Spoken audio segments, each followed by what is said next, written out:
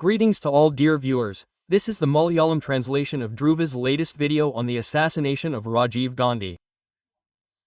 He has covered many things in his video that many of us have not yet noticed. It was when we watched Dhruva's video that we were able to understand clearly about the investigation of that case. Anyway, let's go to the Malayalam translation of that video. May 21, 1991 time, around 6 p.m. location. Visakhapatnam former Prime Minister of India Rajiv Gandhi was preparing to leave for Madras, which is today's Chennai, after all his election rallies. The helicopter was just moments away from taking off. The country was in the throes of another crucial election. The country was eagerly waiting to see if Rajiv Gandhi would become the Prime Minister again. That's when the news came that the helicopter had a minor technical fault, so he would not be able to fly to Madras. When he heard this, Rajiv Gandhi was disappointed and decided to return to the state guest house. He started his journey to the guest house in his car. Perhaps if he had continued that journey, perhaps he would have died that day. If he had not reached Madras, history would have been different, but fate had something else in store for him. By the time the car had covered half the distance, a message came over the police wireless that the problem had been resolved and the helicopter was ready to fly. Hearing that message, Rajiv Gandhi took a U-turn and rushed back to the airport. In the midst of that rush, he could not even inform the personal security chief Sagar, who had come to provide him with security in another van. He did not even know that it was a journey to death. He boarded the helicopter without even his own security team and flew to Madras. Little did he know that it was a journey to death. From here, friends, the story of the most complex and malicious murder India has ever seen and the biggest investigation that followed it begins. Who planned to eliminate Rajiv Gandhi? Why did they have to do this cruelty? How did the Indian police prove that case that had no trace left? It was around 8:30 in the night. Rajiv Gandhi landed at the Madras airport and several leaders of the Congress party were waiting there to receive him. That night, he was supposed to attend a big election rally in Sriperumbudur, but he was already ready. It was very late at night, at 10:10 p.m., when he reached the rally venue in Sriperumbudur. Thousands of workers were eagerly waiting to catch a glimpse of their beloved leader, despite the heat.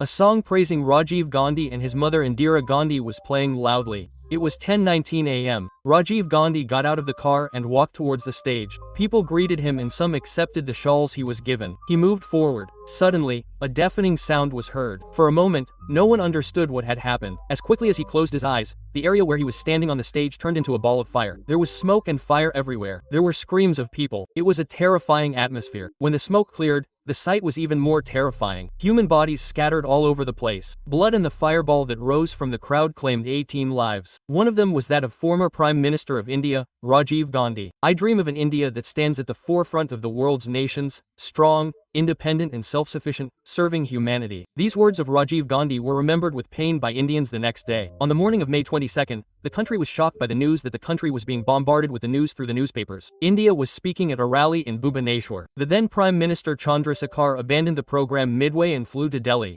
He immediately called an emergency cabinet meeting. The heads of all the investigative agencies of the country, RAW, IB, military intelligence were all there. But surprisingly, no one had a clue who did this or how.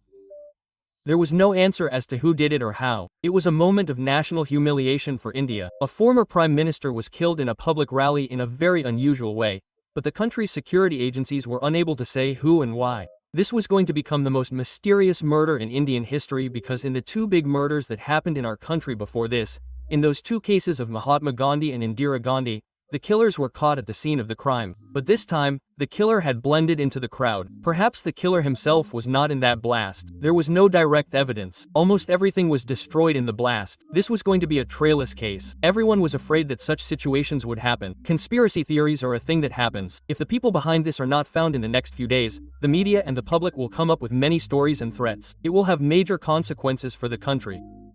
A special investigation team, i.e. SIT, was formed to deal with this crisis. The then CBI director Dr. Karthikeyan, an IPS officer, was appointed as its head. The world saw him as one of the best officers who could withstand political pressures. He was accompanied by an incompetent team, including the NSG chief. They had only one goal in front of them: to find the assassins of Rajiv Gandhi and restore the credibility of the Indian security forces. The investigation team started their work, but they had no idea where to start. They searched the crime scene, but due to the force of the explosion, most of the evidence was burnt to the point that many were even beyond recognition. In the meantime, some rumors started circulating in the media that the Sri Lankan Tamil terrorist organization LTE might be behind this. Asked about the call made by Prime Minister Chandrasekhar Rao to G. Vajpayee, the head of LDT, Did he do this? But Bajpayee denied it. He informed the Prime Minister that Kittu, the head of the international wing of the LDT, had informed that they had no role in this murder. He said that Kittu was also an undercover agent of RA and therefore there was no possibility of a foreign conspiracy. He also ruled out the role of Sikh militants in Kashmir. In short, the investigation team started groping in the dark again. On the morning of May 22, Dr. Chandrasekaran, director of the Forensic Lab of Tamil Nadu, was reading the newspapers. The pictures of the blast site were printed in the newspapers. He looked carefully at those photos and saw an object lying unnoticed among the scattered bodies. It looked like a camera. At that moment, he realized that that camera would change the course of this case. Dr. Chandrasekaran immediately ordered his team to find that camera. During the investigation, it was found that the camera belonged to a photographer named Haribabu. Haribabu had also been killed in the blast. Fortunately, after the blast, the SID had recovered that camera. A SID officer met Dr. Chandrasekaran and developed the film roll from that camera. The investigators were shocked to see the photos after handing over 10 photos. That was the first and most complicated part of the case. One of those photos was very special. A woman wearing glasses was standing with a sandalwood garland in her hand, wearing an orange and green churidar. Next to her, a man dressed in white was standing like a journalist with a notepad in his hand. The forensic team had confirmed that it was a human bomb explosion based on some other evidence found at the crime scene. It was not a bomb planted under the stage or in a car, but a bomb attached to a human body. The forensic lab had found pieces of blue denim cloth and wires with green and orange threads from the blast site. This proved that the woman in that photo was the human bomb. The threads on her clothes were of the same color. It was that woman. Later, her name was revealed to be Danu. There was another crucial person in those photos, a Tamil Nadu police sub-inspector named Anasua. She could be seen standing next to Rajiv Gandhi. Although she was seriously burned in the blast, fortunately Anasua, who had survived, had given a statement at the hospital that she had tried to stop Danu, but Rajiv Gandhi himself intervened and told her not to worry and let her come closer, and that the woman had been calling her closer. After that, the woman bent down and tried to touch Rajiv Gandhi's feet. Rajiv Gandhi was asking them to get up. The explosion took place while the photographer Hari Babu had let the woman into the VIP area, according to Anasua's statement. At this stage, the SIT was not sure whether Haribabu and the man in white were part of this conspiracy. The next move was to go to Haribabu's house. The SIT took a ride there and from there, the next crucial piece of evidence was found. A bill for buying a sandalwood necklace similar to the one Danu was holding in the photo. A box with a photo of the leader Prabhakaran and a letter written by Haribabu to his girlfriend Sundari were found in it. In that letter, he had written that he was going on a dangerous mission. With this, one thing was certain. LT was directly involved in this murder. Haribabu was part of the conspiracy, but the biggest turning point came unexpectedly when the police were conducting a routine vehicle check at a place called Vidaranyam. They stopped a speeding motorcyclist. From his speech, the police suspected that he was a Sri Lankan Tamil. They took him into custody and named him Shankar Gunaswaran Haribabu. The police showed Shankar the photos taken by the police. When he saw the photo, he was shocked. He recognized the man standing there in white clothes. He told the police that Sivarasan was the most trusted fighter of LTTV chief Prabhakaran. He also revealed another shocking fact. He confessed that he was a member of a 9-member gang that had arrived in India on May 1 under the leadership of Sivarasan to carry out the murder. The police checked his belongings and found a diary in it. The diary contained the phone number of a woman named Nalini and a reference to a man named Das. The SIT immediately questioned Nalini but did not find any evidence against her, so they were released. On May 30, 1991, the SIT made a decisive move. The photos of the suicide bomber Danu and his companion Sivarasan were published in the newspapers and a reward was announced for those who provide information about them. A few days later, the SIT received a phone call from the caller who said, "On May 21 afternoon, I saw my wife's neighbor Nalini with these people I saw in the newspaper." The woman was carrying a sandalwood garland. This is the second time that the SIT has heard Nalini's name. First from Shankaran's diary, now through this phone call, suspicions have been strengthened. Meanwhile, in another raid conducted on June 11, 3,000 copies of the LTTE's propaganda book The Satanic Force were seized. The owner of the printing press where it was printed, Bhagyanathan, was taken into custody. After hours of interrogation, he told the truth. The SIT was shocked by this revelation. Bhagyanathan said, "Nalini is my sister. The man in the photo wearing white is Sivarakshan. He only has one eye. The suicide bomber was Danu. My sister Nalina and her lover Murugan, i.e. Das, are." He revealed that another woman named Subha was also part of the conspiracy and that Danu and Subha were members of the LDT's suicide squad, the Black Diggers. Slowly, the whole picture of the conspiracy emerged. Posters of Sivarasan, Nalini Murugan, and Subha were put up all over Tamil Nadu, seeking people's help in finding them. Here comes a question.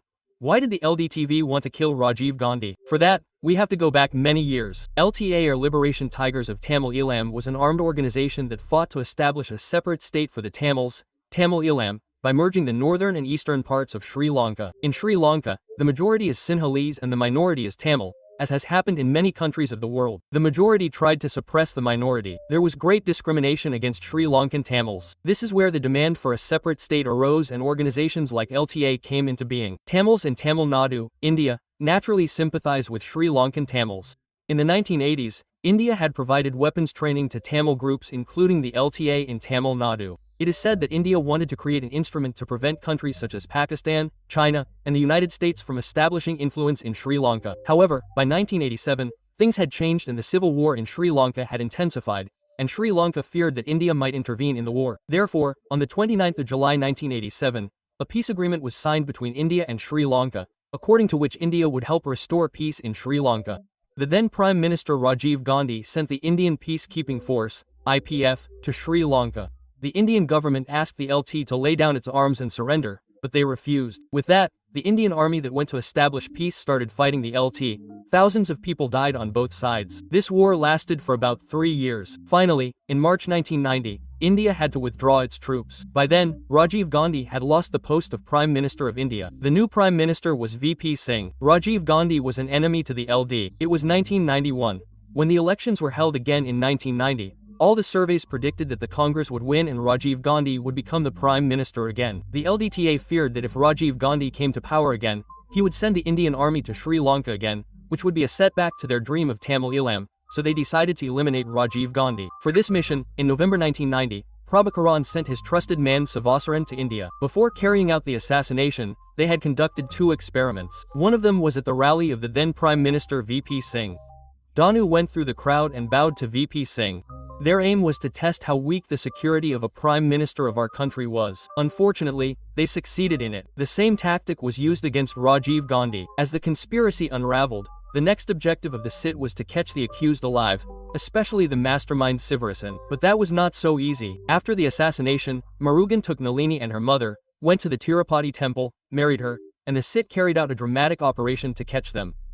On June 13, 1991, at the Sidabita Best terminal in Madras, they surrounded the sit and Murugan tried to escape. But when he saw that there was no escape, he tried to commit suicide by taking cyanide pills. Here we must understand one thing. All LTA members carried cyanide pills like a locket around their necks.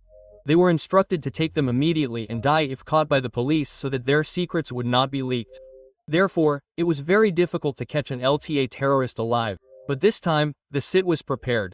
They had NS commandos with them. Murugan tried to take cyanide, and a commando intervened and snatched it from his mouth and caught him alive. With the arrest of Nalini and Murugan, the investigation accelerated. But one important link was Sivarasan, who was still in hiding. He was like a ghost. He kept changing his hideouts to evade the police. Sometimes he disguised himself as a Sikh, sometimes as a Maulavi or a priest.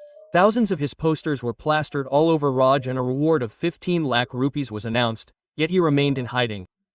He had hidden himself in an oil tanker, packed with mattresses and snacks, and escaped from Madras to Bangalore after passing dozens of police checkposts. Finally, the sit received information that Sivarasan and his gang were hiding in a house in Indira Nagar, Bangalore. On August 2, 1991, the sit raided the house, but just before they arrived, Sivarasan, who had sensed the presence of the police, had committed suicide by consuming cyanide. Sivarasan escaped from there. The investigation entered its 90th day. On August 18, 1991, the police received another tip-off that Sivarasan, Subha and 5 others were hiding in a small yellow house in Ganaragunde, a suburb of Bangalore. The sit made sure not to make a mistake this time. NSC commandos surrounded the house and began the investigation. Climax, but that was when one of the biggest failures of Indian bureaucracy happened. There was no coordination between the sit, Bangalore police and the top officials in Delhi. The Bangalore police commissioner immediately denied permission to conduct the raid. He ordered to wait until CBI director Vijay Karan arrived from Delhi. Captain Ravi Ravindran, who was leading the operation, was helpless. He knew that every moment was precious and that if he delayed, Sivarasan would escape again. Hours later, the CBI director arrived and a doctor who came with him told the commandos that the cyanide antidote kits in their possession were expired and advised them to wait for new ones. Once again, valuable hours were lost. About 36 hours later, on the morning of August 20th, the NSD commandos raided the house, but by then it was too late. When the commandos were inside, they were greeted by the dead bodies of Sivarasan, Shubha and other activists. All of them had committed suicide by consuming cyanide. The 90-day hunt for the mastermind ended there. Although he could not be caught alive, it was a major victory for Indian security agencies. The CBI filed a charge sheet in this case against 26 people. In 1998, a special Tata court found 26 accused and sentenced them to death. Later, the Supreme Court upheld the death penalty of 7 of them, including Nalini and Murugan. However, after years of legal battles and mercy petitions, their sentences were reduced to life imprisonment. A commission headed by Justice Milishant Jain was appointed to investigate whether forces other than the LTE were behind the murder. There were suspicions about Sivasen's international connections and the role of some Indian politicians, but none of them were ever proven. Those secrets probably ended up with Sivarasan in that yellow house. The assassination of Rajiv Gandhi was a turning point in Indian politics. After that incident, the dominance of the Congress in Indian politics gradually began to decline. In the 1991 elections, the Congress was the single largest party, but since then, the Congress has been unable to form a government with a majority on its own. We have seen how a momentary decision and a technical glitch in a helicopter changed the course of a country's history. I hope you found this video informative. I hope you learned a few new things through this video. Please share your comments. Thank you.